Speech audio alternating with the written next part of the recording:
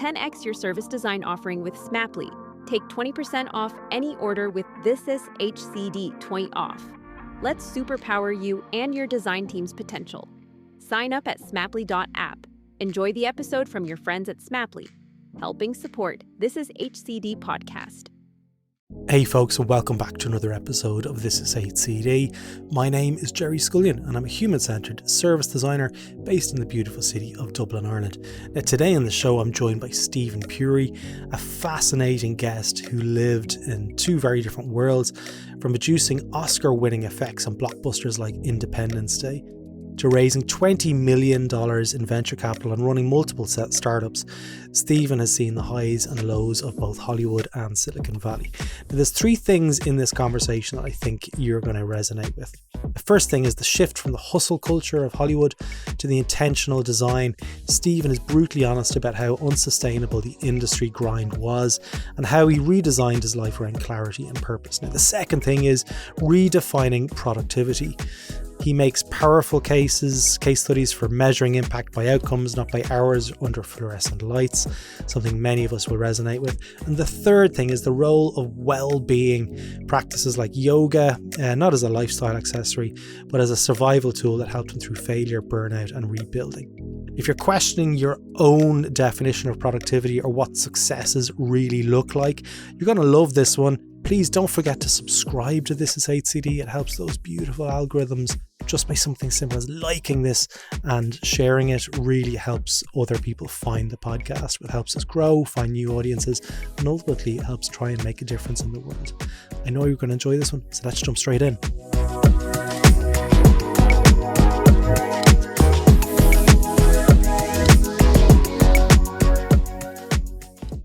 Steven, how are you doing? I'm delighted to have you on the podcast. Maybe you might start off, tell us a little bit about yourself, where you're from and what you do. Let's just dive right in. I love that. Pretty much. Okay, for those playing at home or driving in their car, here is the short version of why this may be interesting to listen to. Yeah. I'm one of the few people you'll meet that has been a senior executive at two motion picture studios, at DreamWorks and Fox. Yeah. And has also raised over $20 million of venture capital and run three companies, one successful exit and two failures, which were painful, by the way. So in the course of doing that, learned a lot about energy levels and productivity and sort of mental awareness and how certain environments can be designed for success, because I happen to work with a lot of successful people. Mm-hmm. And have done a lot of the reading of the people who came before us who said, hey, let me dig into this, and left us a really great, set of learning. So that's really what I hope we get into today. So what was life like for Steven before you explored productivity? How did you work, and what was your style of work like before you really had that reflective?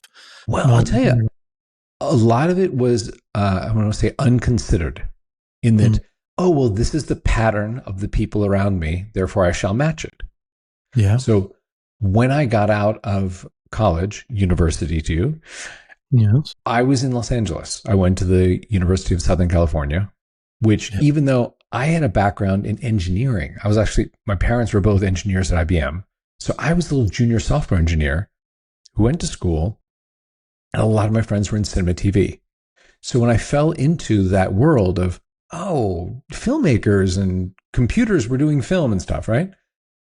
It was a culture of, hey man, if you're not here at 4 a.m., are you really part of the team?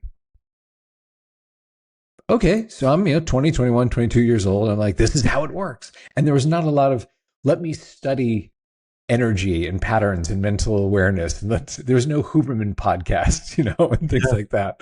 And so I got pretty deeply into that. And when I started my first company, it was off doing Independence Day. I produced, to be clear, so I started in film because as someone who knew engineering and was somewhat creative, there was this field of digital image. Yeah. Computers were suddenly powerful enough to say we could create an entire film image. And then you had that explosion of CG companies, right?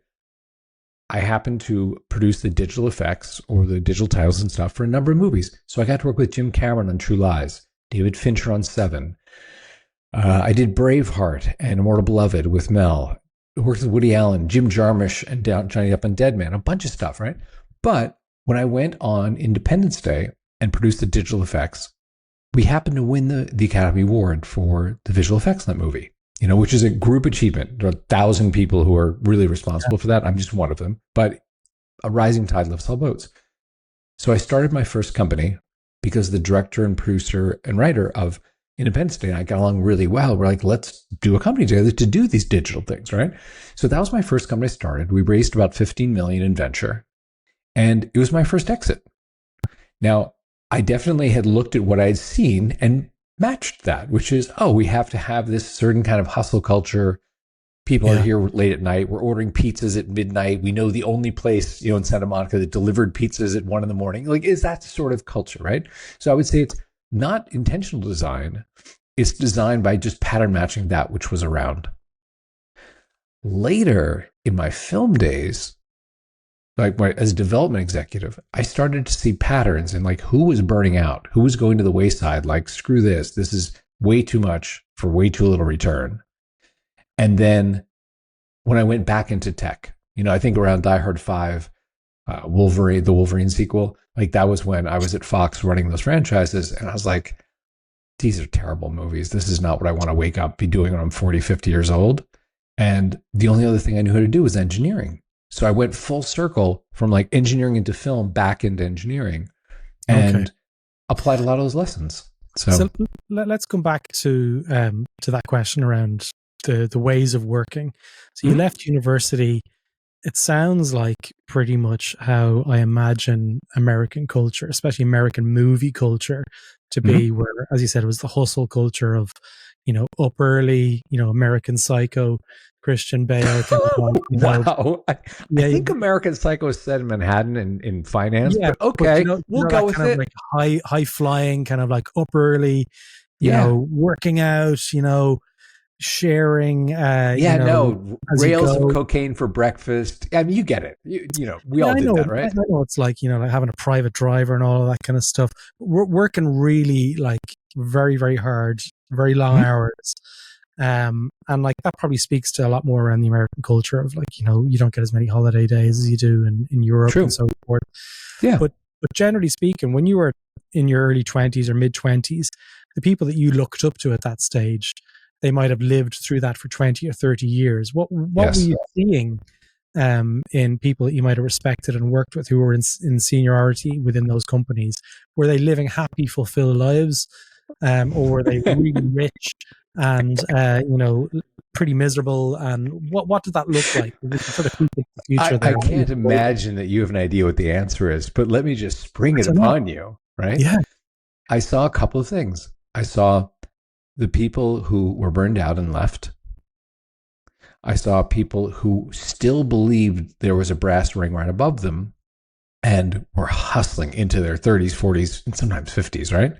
Yeah. And then there were people who had often done whatever was necessary, and I'm just going to leave it at that, to advance their careers and may have achieved the thing that they were looking for, which would have been got their movie made, got their TV series made a certain amount of money, that sort of thing, got a table at the restaurant, bought the house in Bel Air, whatever.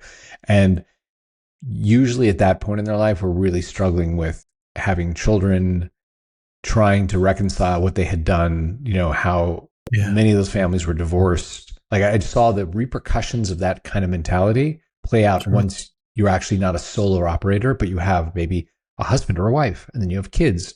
And those concepts around what values do we have, which, you and I have talked about this. I'm having my son in 8 weeks, my first child. And I've been thinking a lot about what have I and what will I do to influence the world to be slightly better? Because I'm going to be gone one day and this is going to be his world. And did I leave it better or worse? Yeah. What role did you play?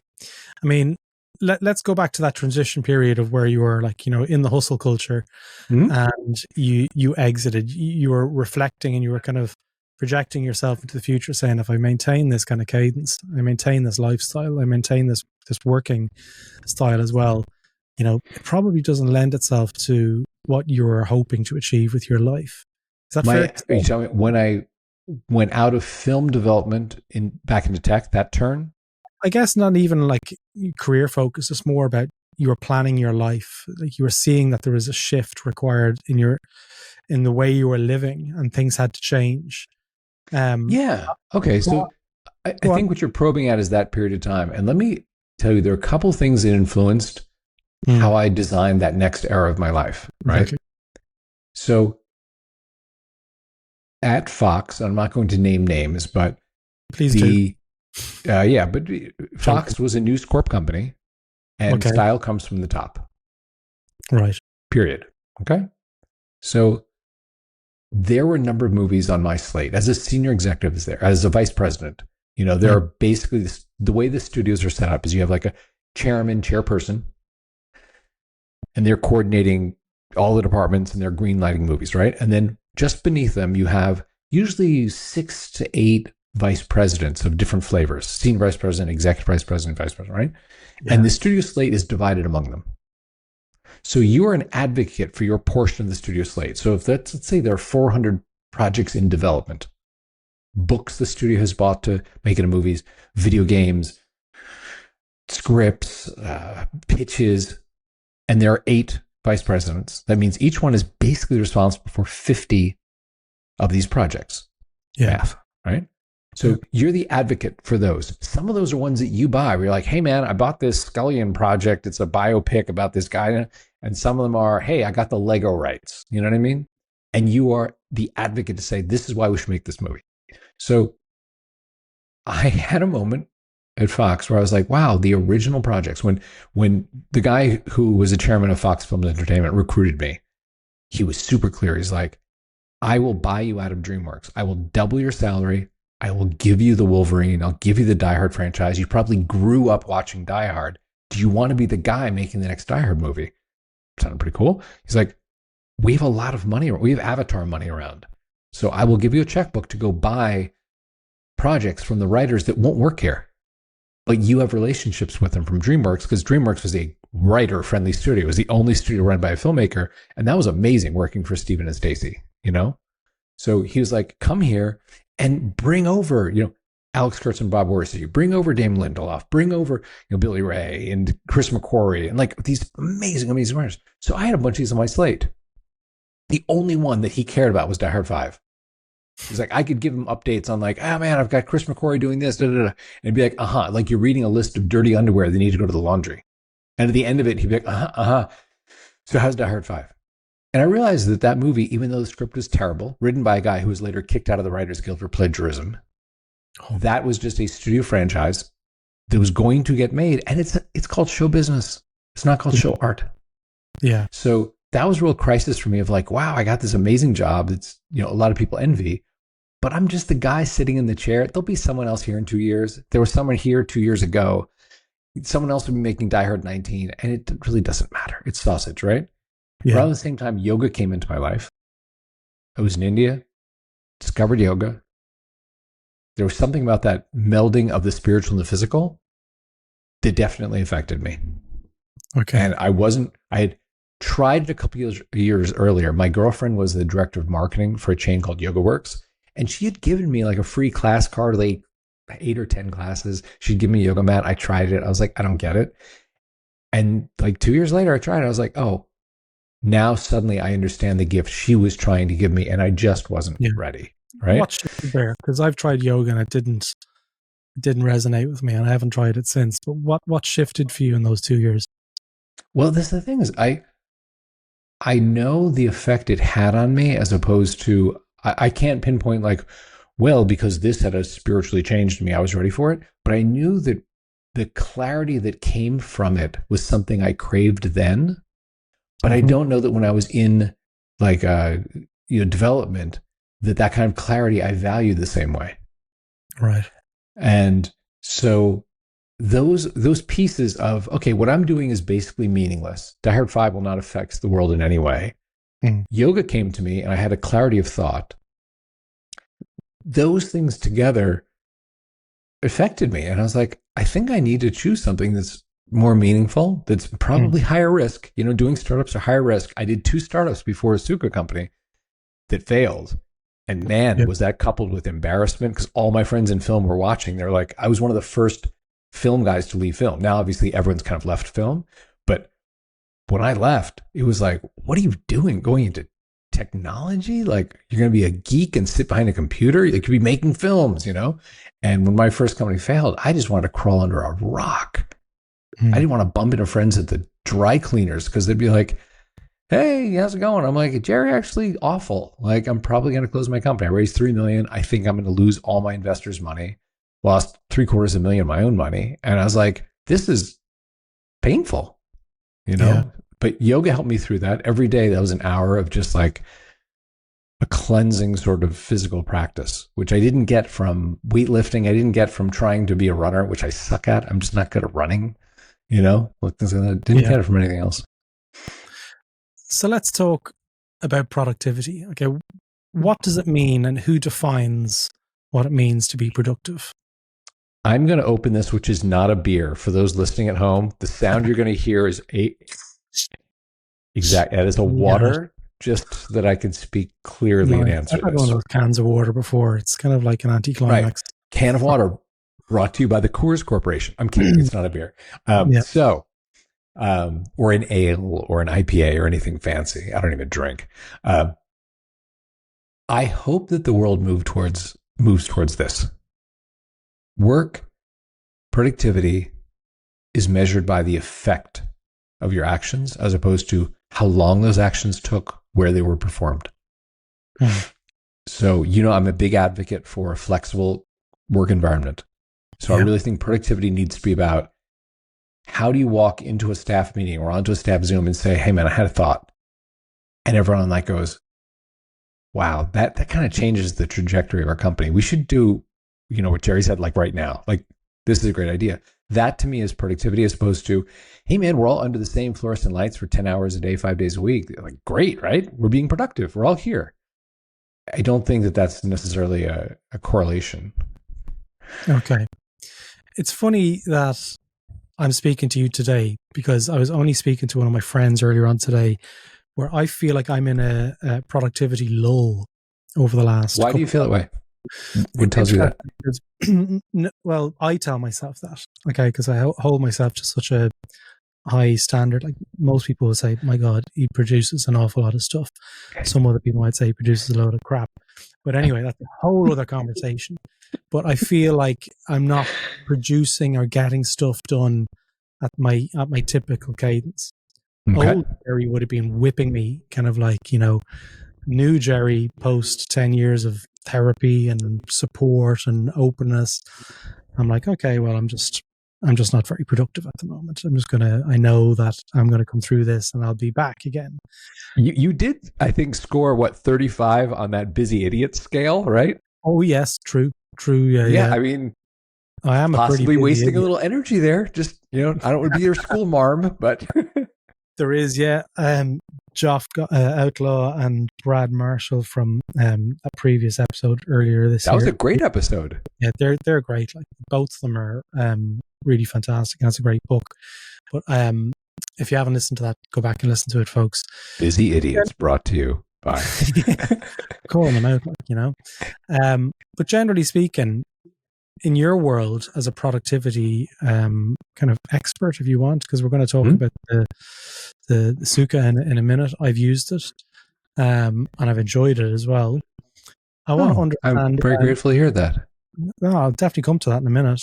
It's definitely helped the fact that I've been using the product. But let me know around your thoughts on when you're working within an organization, when you're working within, say you're working in a manic industry like the film industry, who dictates what good productivity is? That's what I'm really interested in. Like, what role do you have to play in that? Your own mindset. I am passionate about that answer, so I'm going to give it to you. Yeah.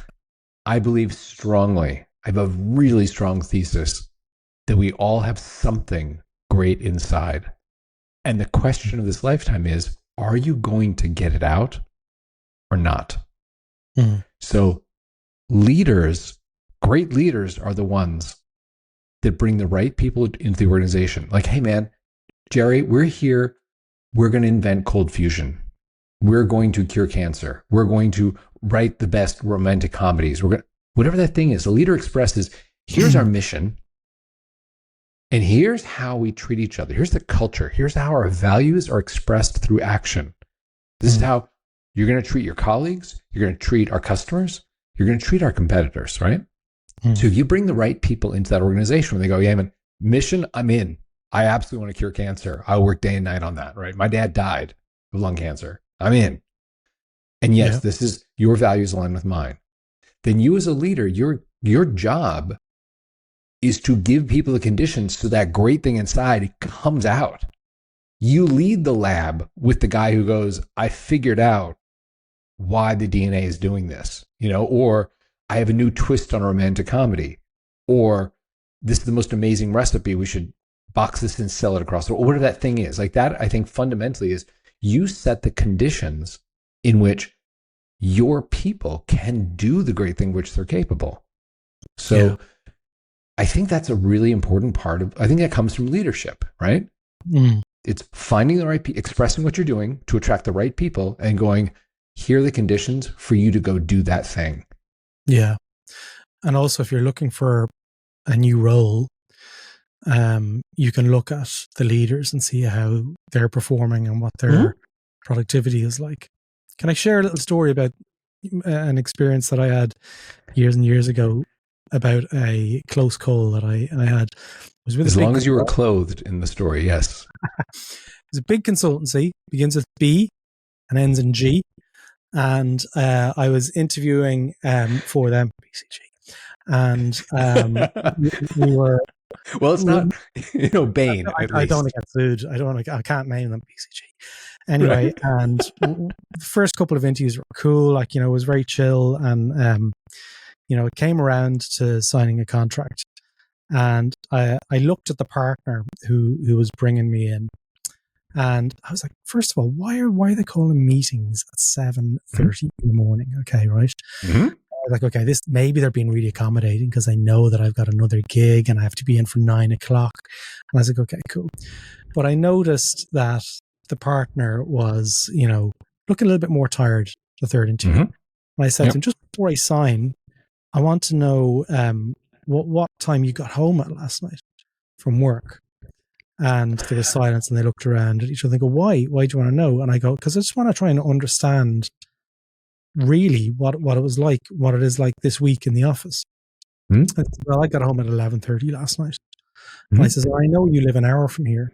So you got up at 5. I said, so you would have, because you'd mentioned you trained. And he goes, yeah. And I go, is this a typical week?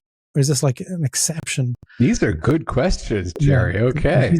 Is this an exception? And you could see the shift in the energy literally in the room. They're like, they were kind of going, why are you asking this? Because I just want to know what I'm getting into here. Like actually, you said a few things. I said, you're getting by in about 5 hours sleep a night. Is that right?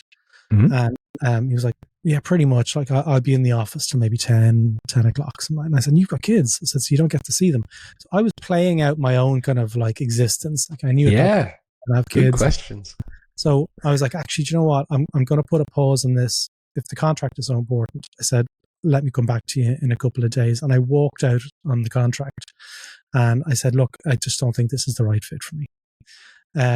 So that was a close call for me in my own career because it probably would have set me off in a completely different direction. But I want to understand, from your own perspective, that productivity piece and the leadership stuff. If you are in an organization and you are being forced to work those hours, what steps can people do to kind of control their own destiny within that environment? Because you're lucky, you are privileged. You got to walk away from a massive role. You got to set up a business, you got equity and you got investors and so forth. Not everyone has that opportunity. So what do you say to people who are in that situation that maybe want to learn about able to put some boundaries around what they consider to be productive? That is a lovely and very generous question. And by the way, I love that you conducted your interview in the interview. That's pretty baller. A long time ago. I'm glad you weren't like, Mike, how many times a week do you think about killing yourself? Just roughly. Yeah, exactly. Okay. So Yes. If you are an individual contributor where there are people, you have leadership, you have management, and it's not like you are a small business owner where you kind of set your own hours, you set your own pace things, right? Yeah. When there are those, structures put in place and you have to work within them, then I think the question you ask yourself is, how well do I know myself to make this work? I'll give you one example with kind of a funny story. There is a concept of chronotype, which I know you know what that is, but just to set the table for anyone playing at home who's like, what is that? Chronotype is the simple concept. There are times of day you're better at doing certain things than others. Yeah.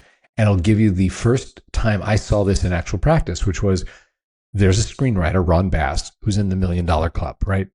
Best Friend's Wedding, Rain Man, like tons of stuff in the 80s and 90s. He was famous for not talking to his family in the morning. Wouldn't talk, not a word. He's like, I'm not the dad who's going to be like, hey, who wants pancakes? Like, who did their homework? He's like, if I talk to you, I can't hear my character's voices in my head anymore, so I have to write that in the morning. So, after 9, I'm there. We'll do whatever you want to do, but just count me out. Yeah. That was his extreme awareness of chronotype, which he had developed over time. He's an attorney, by the way, who turned screenwriter. And he understood he had a pocket of time in the morning. So he would get up sometimes 3, 4, 5 in the morning to write words, dialogue. And he did that so well. A-list actors like Julia Roberts, Tom, Dustin, like they would look at a stack of scripts on the desk and say, these are the words I want to say, which is very, very hard because they have everything being offered to them, right?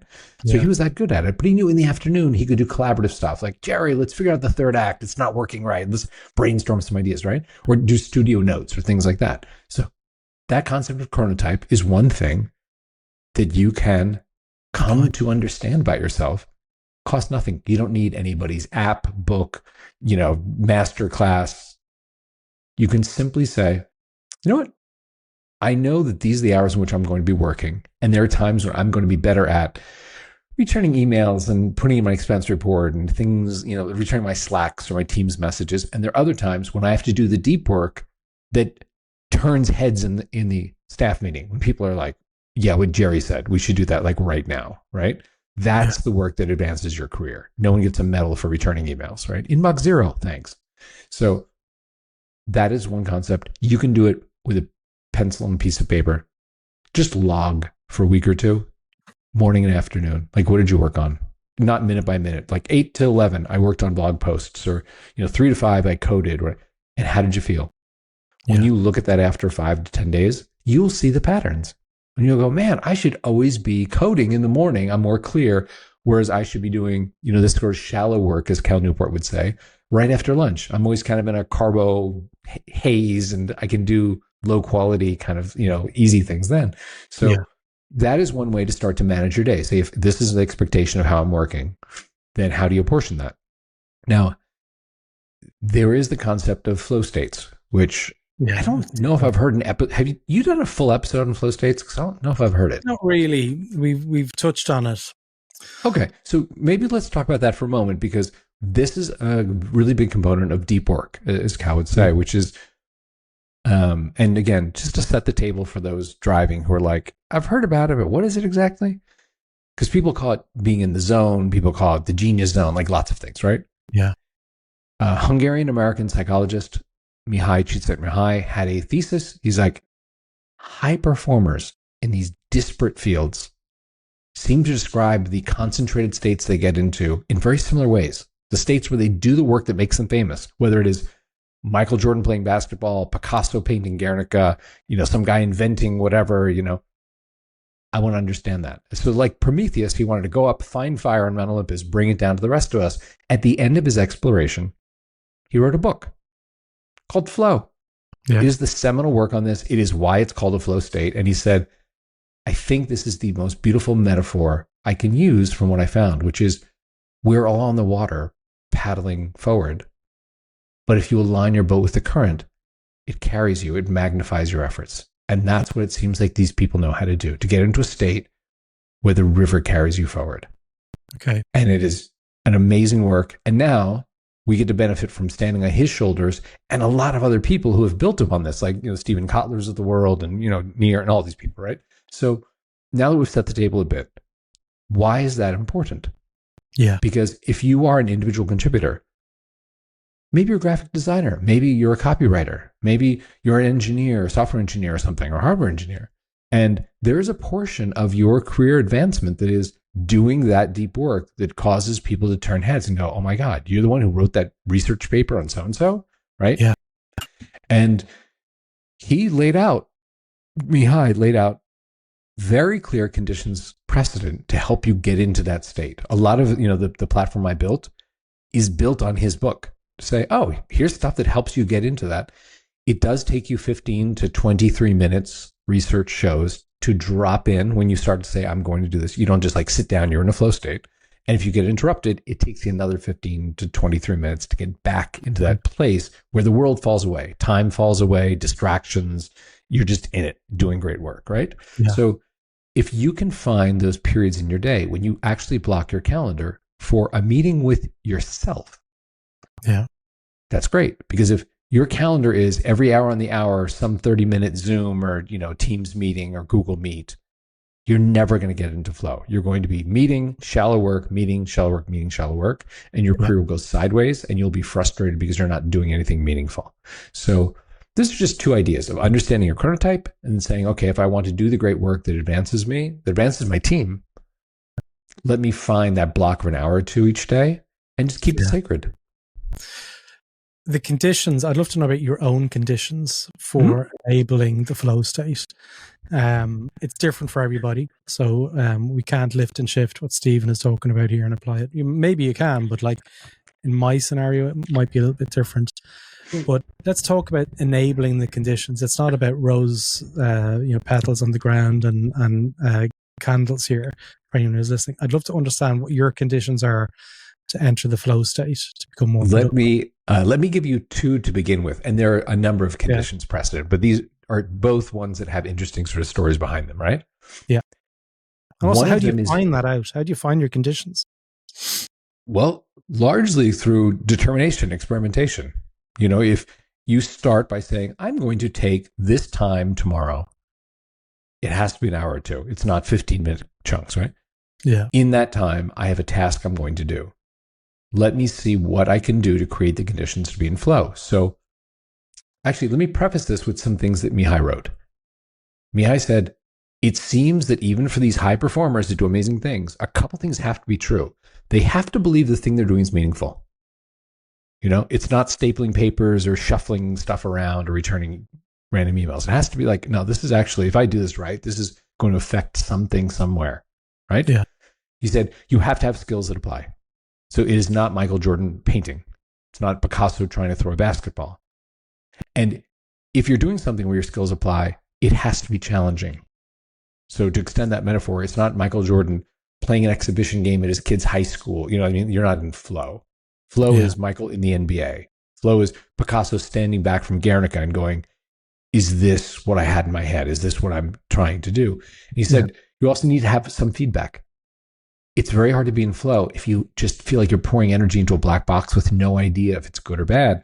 You have to be able to stand back, look at the scoreboard, or, run your, compile your code and see if it runs, that sort of sense. So these are some of the conditions. And this is a short podcast, so I don't want to go too deeply in all this, but these are some of the things that he wrote about. So now you ask me, how do I experiment and how do people experiment and say, what are the things that help me get there?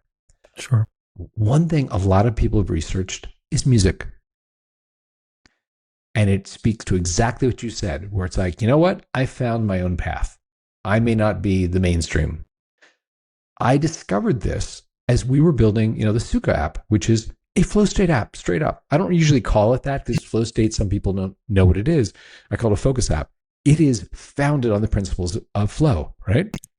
Music is a big one where for most people, research shows 60 to 90 beats per minute, music that's at that speed, that is non-vocal, ambient, melodic music, certain key signatures like that, seems to help them get into that concentrated state where the clock falls away, distractions are blocked, you're just in it, right?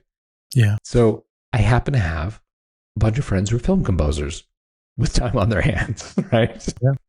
So it's like, hey man, here's the research sort of points to like this kind of stuff. Could you compose stuff? So we have like 1,000 hours of this music. And I thought, okay, we got that covered. It is true in doing that, because I speak to a lot of our members. I love our membership. There are some people who are like, hey man, I just have to listen to blank 90s gangster rap or like heavy metal or classical music or something. Like that's the only way I get there. So I can't just do it with like lo-fi music or, this kind of ambient sound or trance or whatever. In the course of doing that, where I had to say, hey, we're not really going to offer playlists that are like 90s gangster rap. It's not exactly our vibe, but you can hook up your Spotify or whatever. Something that I discovered that I didn't see coming. A friend up in Marin who does the sound for the Lucasfilm game, basically Star Wars games. Mm-hmm. He was traveling. I think it was his son's high school graduation gift. The family went to Nepal. And he came back and said, Steven, while I was there in Kathmandu one day, there was this rain. And it was this lush, delicious, just like pounding rain. And I had my audio equipment there. So I recorded it. Do you want it? That'd be kind of cool. So not knowing what would happen, threw it up as a playlist. Just called it Himalayan Dream Rain. 2 hours of just rain coming down. That's all. There was no magic. There was no music. It was just rain. Yeah. It's our third most popular playlist. Easily, I'd say. I would listen to it. Yeah. And then from that, we experimented. We're like, well, what about the sound of a stream in Japan? And then we did a lake in Canada near my partner, this place called Emerald Lake. We hear like a little bit of birds. I don't know if you're a bird guy, you bring me what kind of bird it is, but that. And that became incredibly popular. And I was like, wow, had not read a lot of research on like nature sounds. But when I talked to the people listening to them, they're like, it evokes this thing for me in my head where I used to, when I was a child, go read at my parents' house or that sort of thing. And I was like, oh, wow, that's a really interesting association that I don't think a lot of people have figured out, including, and this is when we were running during the pandemic, people asked about coffee shops. We threw up a playlist that is simply 2 hours of a coffee shop in Vienna, Austria. That's all it is. You hear, the espresso, you hear little coffee cups clanking. And people who work at home became really happy with this sense of, it gives me a feeling of being around people without the distraction of being around people, Yeah. So that was one of the discoveries I made of it's like how important music is to create this oral environment around you. And there's a second one I want to throw in there. I'll make it really short, which is also mental space. Yeah. How spaces affect us mentally. And I saw this when I was back working with Roland and Dean. They would always go right down at this rental villa in Puerto Vallarta, Mexico. And when they were going off to the right the next one, it was rented. It was so important, Roland, he bought the villa so they could go down there and write. They came back 6 weeks later with the script for Independence Day, which became the third highest grossing movie in history, right? But it was that important to them that their mental space was, we're in this zone when we go there. Same thing with Alex Kurtzman and Bob Orsi when I was at DreamWorks with them. Like, these are the guys who wrote Transformers 1 and 2 and Star Trek 11 and Fringe and Hawaii Five-0 and Eagle Eye and The Proposal, just tons of stuff, right? They would rent a room at a hotel, the Universal Hilton across the street from DreamWorks, from the Universal lot. Not a glamorous property, but I realized for them, it evoked the thing of dorm room because they had met back in school. And I think their first scripts were probably written sitting on the edge of the bed, one person at the little desk in the room. And that's when they had to buckle down and write like Transformers 2 for God knows how many $1 million. Yeah. They weren't in Puerto Vallarta, but it was that mental thing of like, once they got in there, they were back to being those scrappy writers who had to prove themselves and get this done. So those are two like interesting things I've noticed about getting into flow, both of which you don't really need anyone's app, including mine. You can just sort of... You can do it. Know yourself. One of the things, again, I'm playing this devil's advocate of somebody who's working in an organization. And first of all, offices may not be designed to encourage this. Okay, this is an important factor to call out. Like if you're working in hot desk scenarios where people are coming and going in front of you, again, some people might thrive in that environment. But what I used to find when I'm doing thinking and knowledge work, I would have this pressure start to building behind me that someone was going to interrupt me.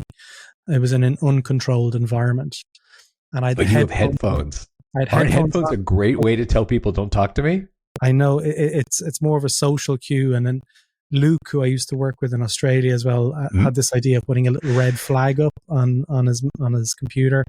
And then that was kibosh. People were like, no, you can't do that. That's too rude. And I was like, well, is it really? I said, because like we're being paid to do a job, like, and we love what we do. So, but I used to find that was a big thing when I was in an organization that I couldn't help myself sometimes than tell people just to piss off when they would come up and they break that flow. They would break that state, because it is hard enough to get back into it. And that breaking of it is really difficult, or is really difficult to get back into. Now, what can people do if they're in that office environment? Like, what have you heard? Because I know you've got 34,000. The thing you're doing right now, like what you just talked about, you have beautiful, those who are, listening in the car, I can't see this, but Gerry has great headphones on. It is amazing what a cue that is, what you just said. Yeah.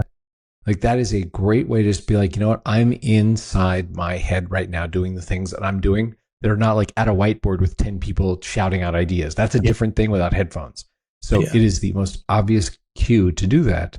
Because you're right. Those being in cubicles, being in open office spaces, which are so popular, hot desking, all that, super distracting. Yeah. So that's a great one. It is. Like, I know my wife works for Google, and I'm pretty sure everyone in their department were all given noise cancelling headphones.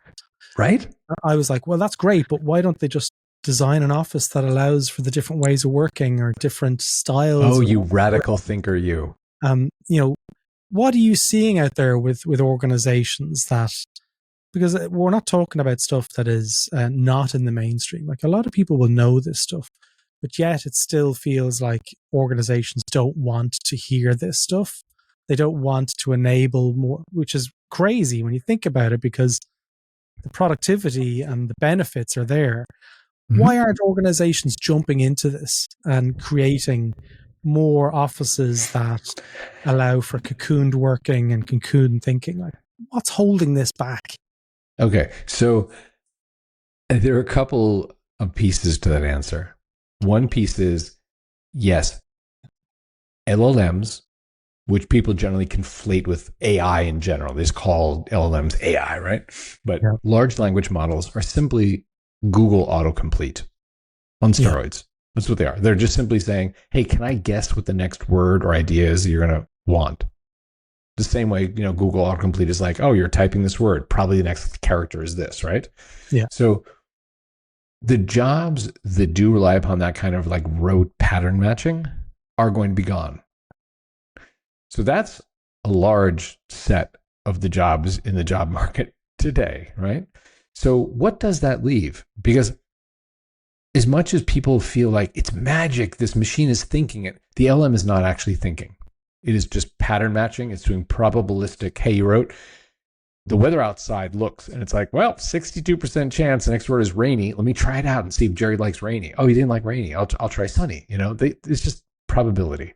So the jobs that aren't like that, where it is original thought, those kind of jobs, for at least the near term, are safer than the jobs where it's like, hey man, just crank out more of this. There's a great pattern. You can match it, but I can get the machine to match it for free. So you'll be gone soon, right?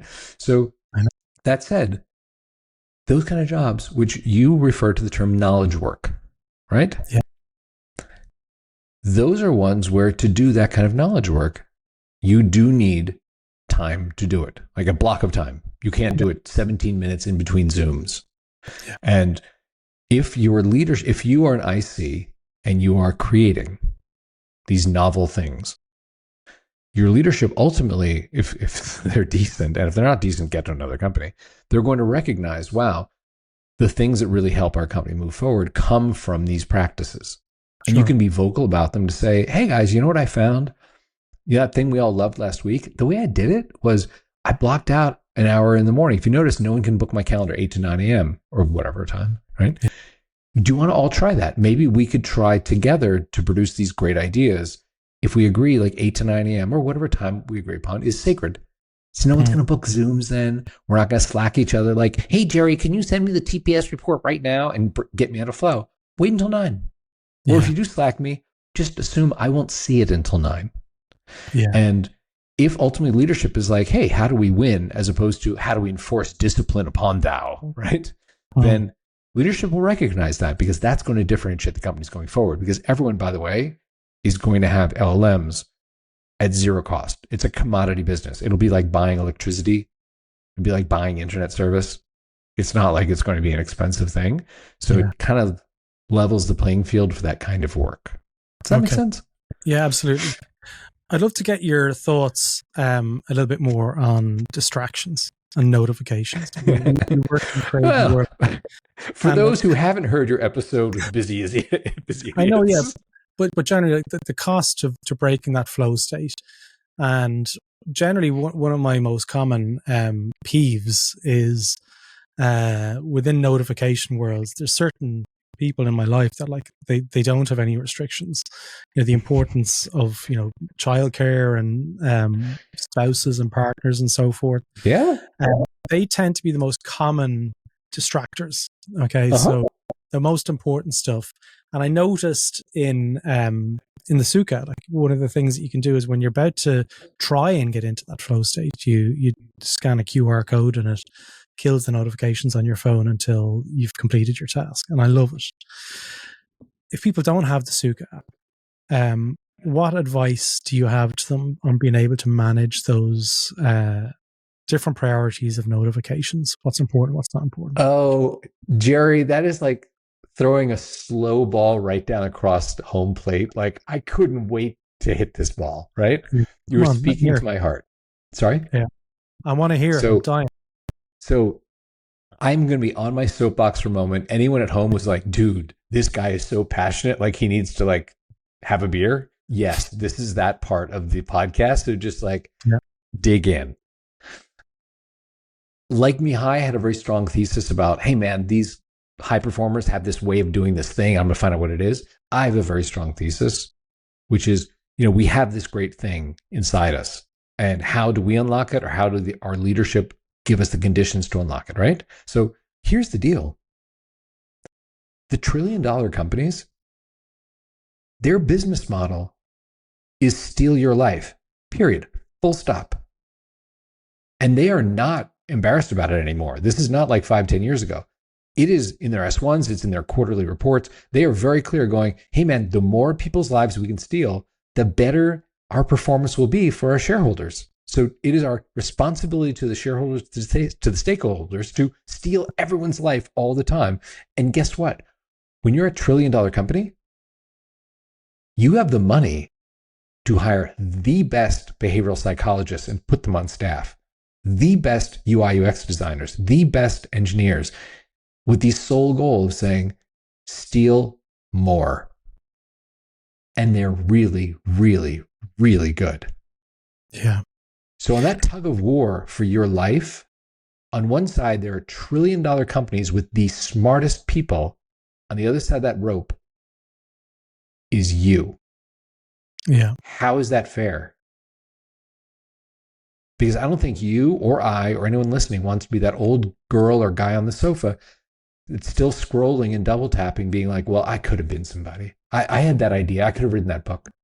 Oh yeah, I could have started that company. Yeah, but I just, I was busy with other things. Yeah. No one wants to be that person. No one wants to be around that person. So it begins with intention. And again, you don't need anybody's app for this, mine or anybody's. If you wake up in the morning, you go, what is it I need to do today to move towards releasing the great thing inside me? Write that thing down. Yeah. Stick it on a index card or a piece of paper, a Post-it, put it right in front of you all day long. This is the thing I need to do to move my life forward. Period. There are tools that will help you, which, as you know, I've invested my life in building one. Mm-hmm. It is not the only one. There are beautiful tools made by other people. But what I care about is that you do something with your life, not that you use my tool. Yeah. So on your own phone, and I'm getting closer to the Busy Idiots episode here, what apps do you absolutely not have? And name and shame. I will tell you, I have almost everything on my phone because I try, as soon as I hear about a distraction, to understand it. Okay. The ones that stick with me, the ones that are really like the slippery slope where I'm like, oh man, I lost half an hour. TikTok is probably the worst. Yeah. YouTube is probably number 2. Yeah. Not a big Facebook, Twitter, X, Instagram person. It is amazing how well those two understand what hooks me, which can be as bizarre as, hey man, the algorithm knows that you watched a video on this weird React code thing and how to use it, but we're going to suggest to you this interesting video on how the A380 electronic system works. And I'm like, I love stuff like that. Okay, yeah. I'll watch that for 8 minutes, and then you're gone. And it's just, they get you. So Absolutely. That's a lot of what I do, with my company, is just say, what can we do? So when you pick up your phone, you have a smart assistant just goes, hey, Gerry, like, is your phone helping you get where you need to go? Yeah. And then you have that 1 second of, who do I want to be? So let's talk about, we're letting you choose. Let's talk about the Sukha and where you're at with it now at the moment. Why should people try it? People should not try it. It is something where people first need to decide if they want to do something with their life. My app, Freedom, Time Doctor, like all these things, these are not going to solve your problem. These are the tools when you decide the problem needs to be solved and you're like, I am sick of this. I'm sick of this rut that I'm in. And I'll tell you, I named my company this weird name. People at home are probably like, how do you spell Sukha? What does it mean? Why do you name it that, right? This will tell you everything you need to know. Laura, I met in New York in yoga. I married the girl on the mat to my left, right? Yoga is a part of our daily life. It's a beautiful physical, spiritual 1 hour where I get to clear my head and feel great, right? So when we got married, we went to Bali for our honeymoon, which I'm very grateful. I'm at a point in my life where I can just do stuff like that. And it's a wonderful place. Just do yoga, hang out on the beach, and be together for 10 days. Yeah. We had a working version of what became Sukha with a working title. And I said to Laura, you know what? The next 10 days, no one in the company is going to bug me. They know I'm on my honeymoon. I wonder if in this period of calm, like the name I've been craving will come to me. The way like Amazon is not called like bookstore. Nike's not like shoe seller. You're like, I want to do something that's not like flow state app or distraction blocker, that sort of thing. And she said, I wish that for you. Hopefully in 10 days, the universe speaks to you, the muses sing, whatever. Yeah. We got there and I said, I think what would seed my imagination is if I talk to maybe 2 or 3 of our current members today, just for 5 minutes and go, what's your favorite thing? And maybe that'll bubble up something. She's like, go for it. I'm going to the pool. You, my friend, I will see you at dinner. So I spoke to 3 people who in the group chat said, yeah, I'll talk to you for a minute. I asked them the same question. I was like, what's your favorite feature? Do you love that smart assistant that keeps you off the websites and the phone? Do you love the music? Do you love the Pomodoro timer? Do you love the task? What is it, right? And the third guy, who's still a member, I see him in there, we did our 5 or 10 minutes. And I was like, thank you so much for your time. I want to be respectful. We said, 5 or 10 minutes, let's go. And he said, Steven, you asked the wrong questions. I was like, okay, fair enough. What was the right question? He's like, you should have asked me why I pay you. I'm like, dude, we charge like 30 cents a day. I don't collect a salary for this. I do this because I think the world needs it. And like, okay, but I'll take the bait. Why do you pay me? He said, the past year or two, I find I have 2 kinds of days. At 3 o'clock, I'm playing with my kids. They're 2 and 4. Or at 6 o'clock, I'm down on myself. Where did the day go? I suck. I didn't do the big thing I needed to do today. And he said, I realized the difference is in the morning. Did I open your app and run it in the background? I pay you because my kids are not going to be 2 and 4 forever. And I was like, wow. So I go to dinner with Laura. I'm like, I spoke to this dude today who's more articulate about what I'm doing than I am. This is what he said. And she was like, yeah, that's really good. And we're going to bed. And she's brushing her teeth. We're brushing her little teeth in her little bathrobes. And she looked at me. She goes, you wanted the universe to speak to you. It did through that guy. That's in yoga, we hear all these Sanskrit terms like prana for your life force and, karma and dharma. And she's like, that's Sukha. He describes you that feeling of when you're in your lane, doing the thing you're meant to do, and you're good at it, you can do it with ease. That guy wants to be in control of his life. Mm-hmm. And that's what you give him. She's like, that's what you should call your company, the Sukha company. And I bought it from my phone. I checked the website. It was available. I bought it for $14 that night from bed. And that's why we called this, because that is ultimately what I want, is the people who have an intention and go, you know what? I want to do that thing. I want to be in control of my life. I don't want to give it up to Mark Zuckerberg or Elon Musk or, Evan Spiegel or any of these guys. Mm. Great. I love it. Stephen, look. I know we've been talking a lot. I know you got to wrap up. No. It's sorry. Fantastic. I got on my soapbox. It's not talking a lot. Like, it's all. I'm processing an awful lot of what you've spoken to me about. So, and I really, really enjoyed it. I do wrap up every episode on This Is HCD by thanking people for their vulnerability and their space and their time and their energy. We've spoken a couple of times, so giving me that time was really powerful as well. If people want to reach out to you, what's the best way for people to do that? And I know you've given a discount as well for Sukha to try it. So I'll put a link to it. I think two things. If there's any reference that I've made that someone wants to know more about, it does not have to be about anything that I work on. Yeah. Hey man, Cal Newport you talked about, or Near, who's Near and what's his time blocking or whatever. My email address is very public. It is Steven@thesukha, THESUKHA.co for the Sukha company. You are welcome to drive me an email, go, hey man, who's Cal Newport? Or what should I read? I will send you back some link that hopefully answers your question. I will not write you back 19 paragraphs about the story of my life because I don't have time, and nor do you want to read it. I do get back to all my emails in 24 hours if I'm not sick or traveling. Wow. So that is a free, open invitation. If someone wants to learn more, I've done the research, I've done the reading, and I'm happy to share that. And second thing is, if anyone wants a tool to help them execute, of course, come try the Sukha. It's free for 7 days. No credit card. No bullshit. Fantastic. Stephen, listen, thank you so much for your time. And this was awesome. Thank you for having me.